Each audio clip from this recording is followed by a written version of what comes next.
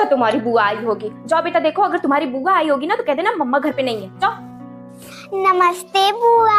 नमस्ते बेटा। बेटा तुम्हारी मम्मा कहाँ है? मम्मा तो घर पे नहीं है, आप बाद में आ जाना। ठीक है बेटा। अरे किसका फोन आ रहा है? तेरी दादी फोन कर रही है, पक्का पैसे मांगने के लिए फोन कर रही है। ले बेटा तू बात करके बोल दे मम्मा नहाने गई है, आप बाद में बात करें।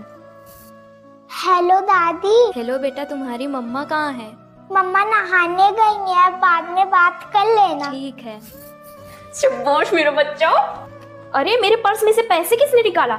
जरूर पंछी ने निकाला होगा। अभी बता पंछी, तुमने मेरे पर्स से पैसे निकाले? नहीं मम्मा, मैंने नहीं निकाला। क्यों मार रही हो उसे? माँ देख रही हो चोरी करके कैसे झूठ बोल रही है। झूठ बोलना तो उसे तूने ही सिखाया है, जैसा सिखाओगी वैसा ही ना पाओगी।